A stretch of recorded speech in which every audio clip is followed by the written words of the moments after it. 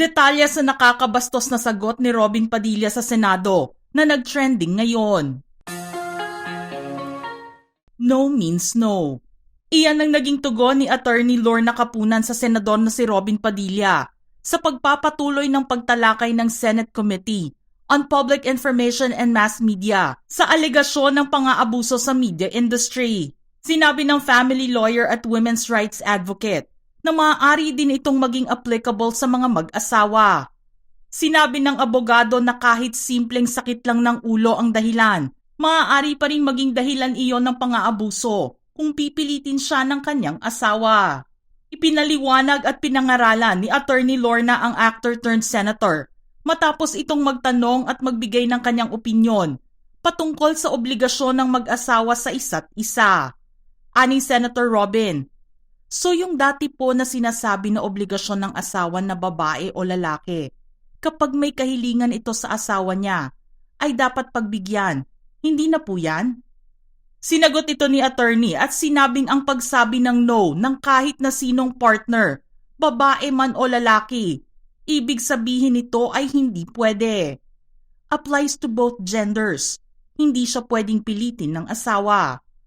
Matapos ang ilang segundong katahimikan, nakitang tumawa ang senador at sinabing walang choice ang mga kalalakihan kung hindi itulog na lang ito.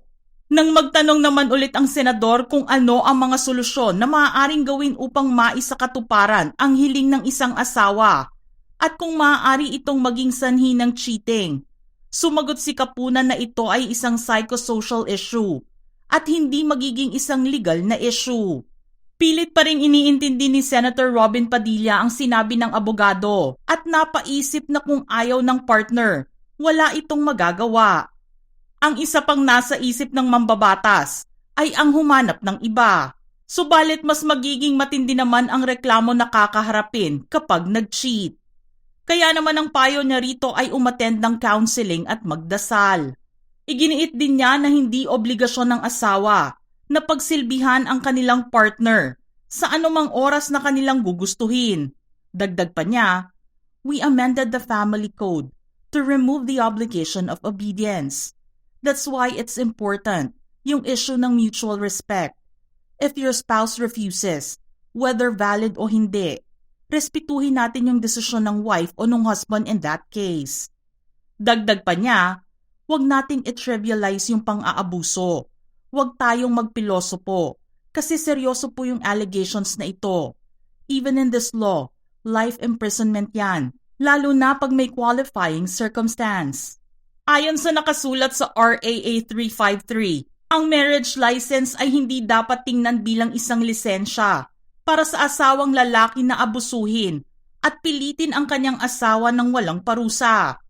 Ang isang babaeng may asawa ay parehong may karapatan na maging in control, tulad ng isang babaeng walang asawa. Maaari niyang ibigay o pigilin na magbigay ng pahintulot sa kanyang asawa at hindi ito magiging labag sa batas kung sakaling tanggihan niya ang kahilingan.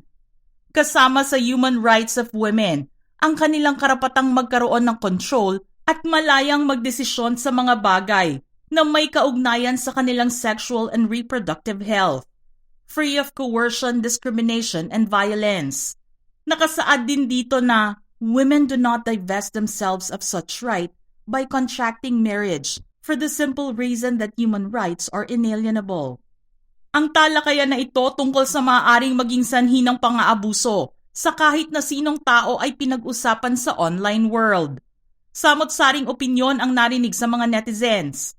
Pero mas nakatuon ang karamihan dito sa kung paano inihayag ng senador ang kanyang sariling opinyon sa harap mismo ng imbitadong abogado.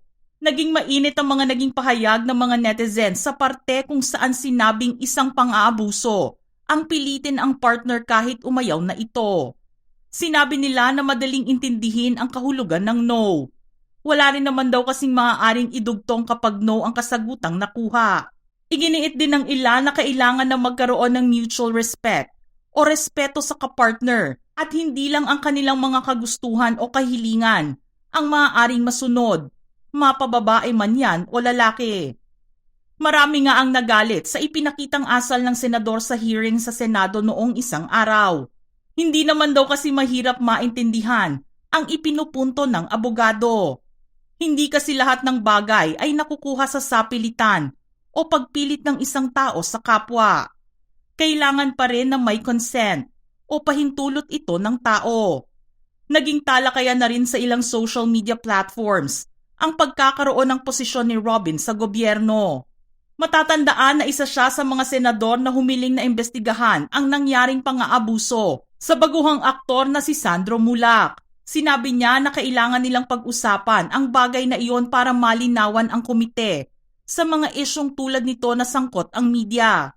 Ito rin ay public information na mas laganap sa mga ordinaryong mamamayan at sa kapaligiran nila. Sa pagsisiyasat nila sa kaso ni Sandro, nabanggit ni Senator Robin na ang isang dahilan para magkaroon ng pang-aabuso sa isang workplace ay ang power play. Ang ibig sabihin nito ay ginagamit ang kapangyarihan ng isang nakatataas na empleyado para maipakita na kaya niyang ipagawa ang mga bagay sa nakabababa sa kanya. Suhestyon naman niya para maiwasan nito. Dapat wala dyan ang power play. Sa aking maiksing pag-aaral sa topic na ito, nakita natin ang pang-aabuso ay malamang ang laging pinag-uusapan dyan ay power play. Talagang ang mga may kapangyarihan kung sino ang pwedeng mag-promote o magbigay ng anumang incentive, laging doon bumabagsak. Pero para sa kanya, ang mga insidente ng abuso na ginagawa ng mga employer ay walang katulad sa mga kaso ng mga company employees. Iba kasi yung employer ang gumagawa noon sa employee kasi may power play na hindi mo maintindihan, may pagka-predator. Si Padilla din ang namumuno sa Senate panel na nag-iimbestiga sa umano'y pang-aabuso ng dalawang independent contractors ng GMA Network sa Sparkle artist na si Sandro Mulak. Nito ring nagdaang mga araw, naghain ang senador ng panukalang batas na naglalayong magpataw ng death penalty para sa mga kasong grave abuse.